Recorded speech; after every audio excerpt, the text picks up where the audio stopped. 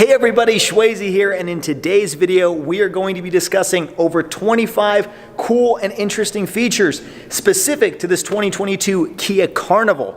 Now, if you guys are looking for a full comprehensive review of this vehicle, going over the MSRP, the powertrain, the cargo volume, I actually made a video about that topic and I'm going to throw it up on the screen somewhere in the corner and down in the description below so you guys can check out that video after you're done watching this one. For today's purposes, we're just talking about the fun stuff, some of the cool and hidden features specific to this vehicle that might influence your decision in buying this car over some of its competitors. So let's get started. Now, in no particular order, the first thing I want to discuss is the acoustic glass. Yes, you heard that correctly. All Kia Carnival models come with an acoustic laminated windshield.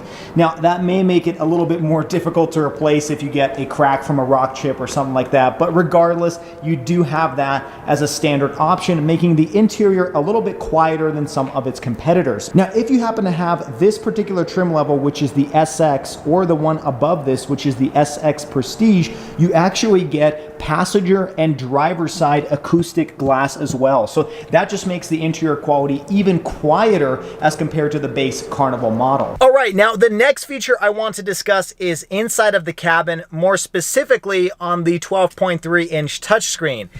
And that has to do with something called quiet mode. Now, when this is activated, what it does is it actually shuts off the speakers in the last two rows, and it will decrease the volume down to a maximum of 7, just so that the front two passengers can continue listening to their music or podcasts and not disturb the children or passengers in the back. Let me demonstrate to you how this works.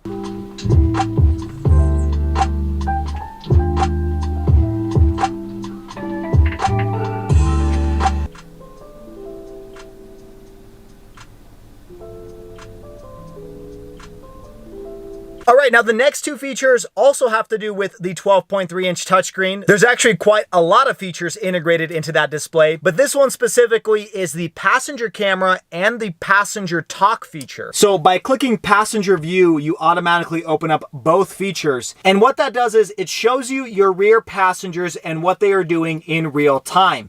It actually uses a camera located right above the rear seats, as well as microphones up here to listen and talk with your rear passengers. Now, the other nice part of this feature is it has a night mode, as you can see on the screen. And the other day I was driving where it was pitch black outside and I could still see the rear passengers and what they were doing in the back seats. Now, the other nice feature about this is you can actually talk to your rear passengers by pushing this button. Hello, hello. Hey, keep it down back there. So this is what it sounds like with passenger talk on. And this is what it sounds like without passenger talk on. So as I'm sure you can tell, there is a difference between me using this and using the passenger talk feature. Now, the next cool feature is the rear occupant alert system. So when you turn the vehicle off and exit the vehicle, it will actually give you an alert that says, check the rear seats. Now, this isn't anything new, and some other auto manufacturers have this feature, but I have never heard of the additional feature that this vehicle comes with, and that is an ultrasonic sensor located in the back seats that will actually detect motion after you have left and locked your vehicle. Now, if the vehicle does detect motion inside of the vehicle, it will not only sound the alarm outside, but if enabled, it will actually send an alert to your phone so that you know that there is somebody stuck inside of the vehicle. That is actually an added level of safety that I have never before seen on any other vehicle. Now, for the next feature, there's not really a way for me to demonstrate it, but I figured it would be important to talk about because it is an important safety feature. Now, this vehicle comes equipped with the safe exit system. And what that does is it uses the blind spot monitoring system to detect if there are oncoming cars coming towards you as you're exiting the vehicle. And when it detects this, it will either sound an alarm or actually lock these doors so that your children don't accidentally open it and jump out onto oncoming traffic. I think that is a very important safety feature that more vehicles should come with, especially if you live in a city where there's a lot of parallel parking. The next set of fun features I want to discuss have to do with when this vehicle is locked. So as you can see, when you approach the vehicle, the automatic mirrors open up. And if you stand by this rear door long enough, which is about 3 seconds, the door will automatically open for you so you can climb into the cabin hands-free. Now the same cool feature applies to the rear tailgate. If you stand by it long enough, the rear tailgate will automatically open without you touching any buttons. And then once you're done loading all of your bags of Cheerios, you don't actually have to push the button to close the tailgate. All you do is walk away.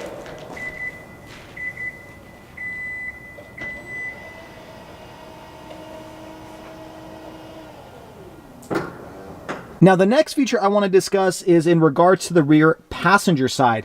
If you want a little bit more legroom in the back, you can actually use these buttons located on the side of the passenger seat to move the front seat forward and back and lean it forward and back. Now, this is not a new feature when it comes to Kia, Hyundai, or Genesis, but regardless, I think this is one of the best applications for this feature on a minivan, because that way, if you're sitting in the back and you want to stretch out a little bit and perhaps there's nobody in the front seat, you can just push the button and move that seat forward. Now, in my testing, this feature does not shut off when the vehicle is moving, and I was not able to find a way to shut it off using the infotainment screen. So I could see that being a problem if the rear passengers are annoying the parents by moving that seat forward and back, but that is something for you to work out with your child.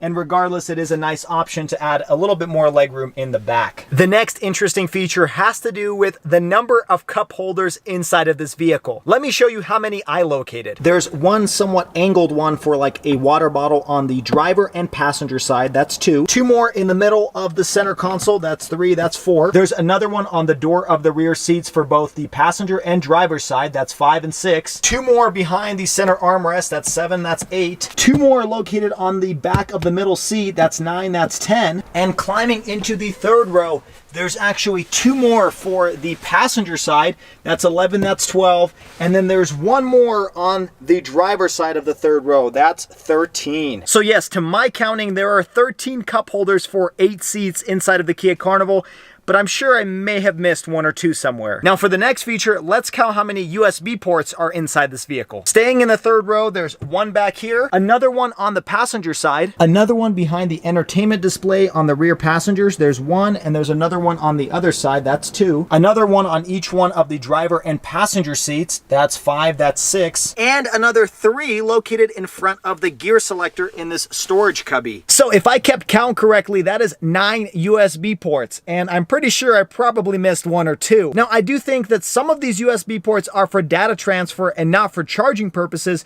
but regardless, I'm pretty sure every passenger in this vehicle has a USB port to themselves. While we are back here, I want to discuss about the variety of different seating positions that you can set up this interior second and third row. I'm going to throw up some footage on the screen right now where you can see all of the different ways that I have arranged the rear seats, and the options are really endless. I really like this middle seat because it has the option to be able to fold down into a little table, and you still got cup holders in the back, along with cup holders right in front of that rear seat as well. The other kind of funny and funky feature about this seat is you can actually slide it all the way back, moving it even further than the third row. So you can actually have this essentially in the place of that middle seat in the third row. And I think they do this for 2 reasons. One is so if you are a little bit larger and you're stuck in the middle seat, you're able to move back and have a little bit more space back there. But the second reason is that way the second and third row can actually use this surface as a table in case maybe they want to play board games or some cards or something else on the surface on a long road trip. Now, I have actually seen some animations of this vehicle online where you are actually able to remove this seat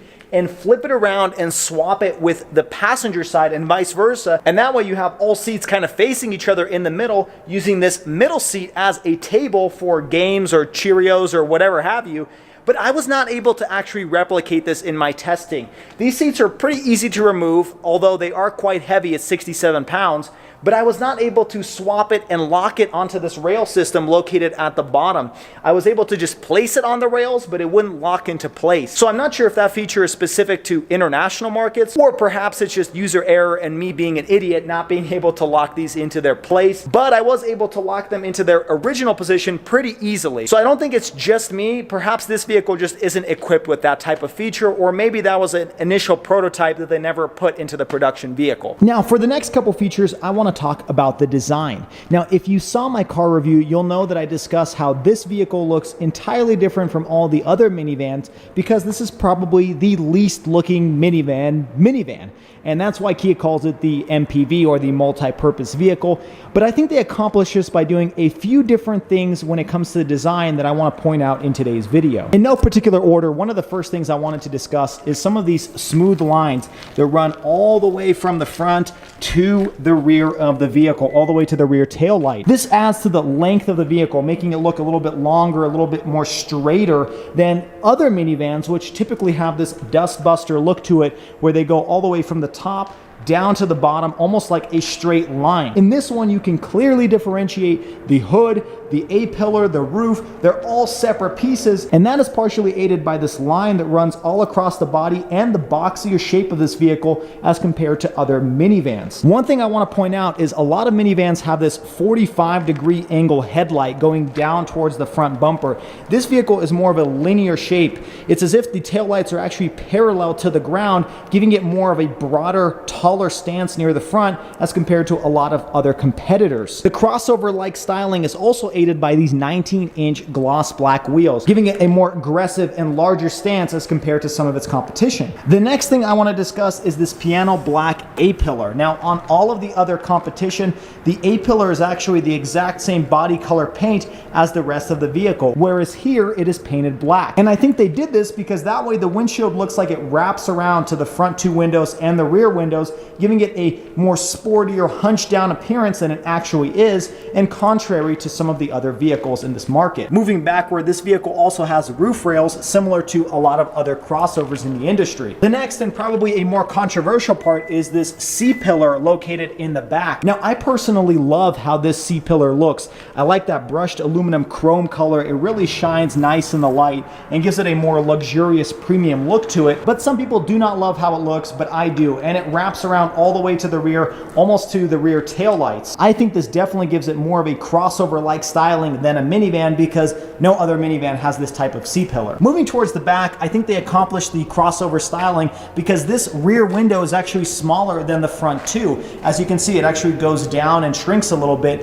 which is very crossover-like because most crossovers have a much smaller third row window as compared to minivans, which usually have just as large, if not a larger third row window when it comes to some of its competitors, and this one is kind of contrary to that. What's funny is the window is actually only about this size. It's a pretty small window out of the third row, very similar to a crossover, but the rest of this is just black paneling to give it the appearance to wrap around towards the back and towards the rear spoiler. It really gives a nice touch where you have essentially two large panes of glass, one back here and one up here that wraps all the way around to the front windshield. Another fun little quirky design styling is this somewhat fake skid plate located near the back of the rear bumper. It gives it a more SUV-like styling, even though this is obviously not a real skid plate. Another fun little quirk about this vehicle is when you turn the engine start-stop button on, it will actually do a little system check on the screen as if it's scanning your vehicle for any errors or inefficiencies. Now, for the last few days that I've actually had this vehicle, it's never alerted me with any problems by doing its system check, but it's kind of cool. It's as if it's going through some sort of scanner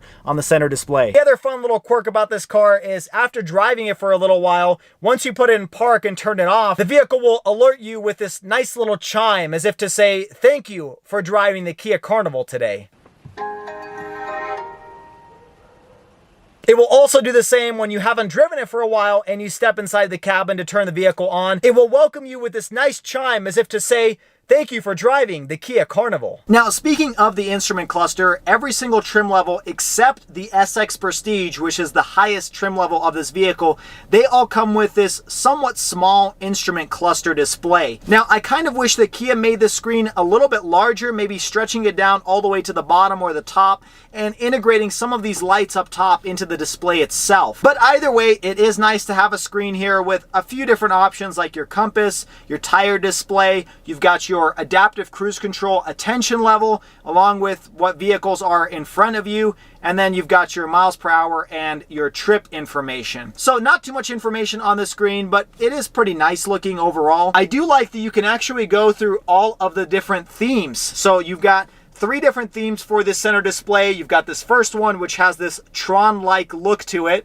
You've got the second one, which adds this little stripe up above where the mileage is, and then the third one, which is the original one you saw. Now, overall, I really don't mind these analog gauges. They're pretty bright, easy to read, and no real complaints against the instrument cluster, aside from the display being a little small. But if you opt for the SX Prestige, you will get an additional 12.3-inch digital instrument cluster, and that is a feature that's really nice to have, and I wish they integrated it on lower trim levels. Now, moving over to the center display, this is where this vehicle really shines. This is a 12.3-inch, very responsive touchscreen that has lots of really cool animation we'll talk about here shortly, but this is a class-leading size display. There's no other competitor that has something even close to a 12.3-inch screen inside of the cabin. One of the first features I want to discuss is this home screen, which gives you a really cool purple effect that shows you the temperature, what radio station you're on, as well as your general GPS information. But I like that it doesn't show you any of the streets or anything like that. It just gives you kind of a vague, shadowy look of where you might be located. And I gotta say, even though it doesn't give you much information, I really like how it looks. Moving downwards from this display, you have these touch-sensitive buttons, and if you click on the radio, it pulls up this filament style steampunk display that looks really nice in my opinion. I haven't seen this on any other vehicle, but from what I've been told, this is a Kia standard now, and I really like the look of it because it looks so much different than all of the other competitors. Another fun feature that's common for Kias is something called the Sounds of Nature. Now, if you click on this, it will actually play different sounds inside of the cabin, like lively forest, calm sea waves, rainy day, a warm fireplace makes you think of Christmas time or somewhere inside of a log cabin, and an open air cafe. I feel like that one's the worst because it almost sounds like you're just in a crowded area. Now, the rear passengers actually have even more functionality and different types of sounds located in their display. Another nice feature that my tester comes with is this 360-degree camera. This is a really nice feature to have and helps you get in and out of tight parking spaces, especially considering this minivan is pretty massive. The other nice thing about it is you can actually zoom in and out of your vehicle. It's not too many levels of zoom, but still nice that you can kind of check and see what's around you. You also have the ability to go through all of the different angles and see what's best for the situation that you're in. I really like this angle as you're pulling into a parallel parking spot because that way you can see exactly where the curb is located. Now, I do kind of wish that you could get this 360-degree over on this center display, and I haven't been able to figure out a way to do that, but either way, having it on the right-hand side is still nice to have. The other nice thing about this display is if you hit this little arrow on the right-hand side, it will actually open up a split screen view showing you your current location, but you can also go through a variety of other different options located on the right-hand quadrant versus having a different set of options on the left-hand quadrant. One nice thing I like about this feature is you can actually hide this right-hand quadrant and actually just use this center display for your full screen view. That is one complaint I had with the 2022 F-150 that I tested, where the right-hand quadrant was always open and you could never really utilize the entire full screen for what you have on the left-hand side. Another fun little quirk about this vehicle is if I move the passenger seat using the controls on the left-hand side of the seat, it will actually notify you what's moving on the center display. Now, I'm not quite sure why you need to know if the driver's seat is moving forward and backwards, since I assume you would feel the seat moving forward and backwards, but in case you can't feel it, you can see it on the screen. That feature is not the same for the passenger seat. If you move the motor on the right-hand side of the passenger seat, it does not show you on the screen which seat is moving or which direction, which I honestly think would be a little bit more helpful because that way you know if somebody's playing around with the switches located on the side of the passenger seat. One really smart feature with this vehicle is the use of a favorites button. So as you can see here, right below the center display is this little star, and if you click on it, it will actually pull up your favorites. Now, the current preset favorite is the passenger cam with the passenger talk feature, but you can actually customize this button to be whatever you want it to be. And if you hold it down long enough, it will show you all of the different things that that button can be used for. And there's really quite a bit, including the Bluetooth audio. You can even do the HD radio button, the quiet mode. That is a really smart feature and a great utilization of these touch sensitive buttons located down here. The same functionality applies to the favorites button located on the steering wheel. By the push of a button, it will pull up whatever feature you set as your favorite for the steering wheel button. And this feature does not have to be the exact same one that you set for the touch sensitive control located below the infotainment screen. That is actually really cool that you can set two different favorite buttons depending on which button you are pressing. Both of those can actually be configured in the same setup menu. So you have the custom button for the navigation and the custom button for the steering wheel. Now this mode button, which is actually located on the steering wheel slightly above the favorites button, can actually also be configured to go through a bunch of different options. So let's say you want to just go through AM and FM radio by pushing this mode button. Well, you can deactivate all of the other options. But let's say you use the sounds of natures quite often. You can deactivate all of the other options and just activate sounds of nature. That is another really smart feature because oftentimes you do not use AM radio, so you can just deselect it. And that way, when you click the mode button, you can quickly get to your desired source without having to cycle through other options that you never use.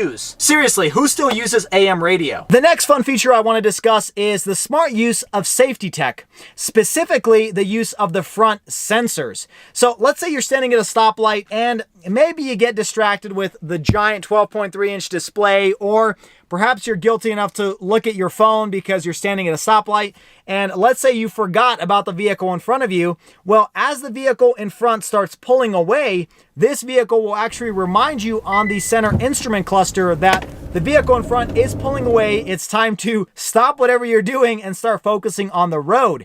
That way, the people behind you don't get angry and you're not holding up the line.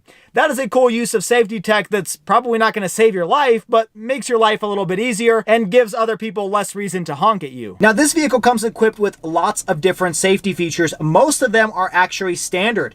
There is a lane keep assist button over here that you can activate and deactivate. There's also lane centering, which will actually keep the steering wheel centered in between the two lanes, and it works pretty well from the brief time that I have used it. And you have adaptive cruise control where you can regulate exactly how far away from the vehicle in front of you you want to maintain your speed. Now, what I like about this adaptive cruise control is it will actually take you to a complete stop and then re-accelerate when the vehicle in front of you moves. Sometimes you do have to use some of these joysticks or touch the pedal, but it is still nice that the vehicle will come to a complete stop when the car in front of you brakes. Now, in my brief time with this vehicle, I have noticed that as a result of having more safety features, there are definitely more sounds located throughout the cabin. Oftentimes it beeps at you for God knows what reason. So the other day I was standing at a stoplight and we were at a complete standstill, and all of a sudden one of the parking sensors happened to be tripped for whatever reason, and it started beeping at me using the instrument cluster.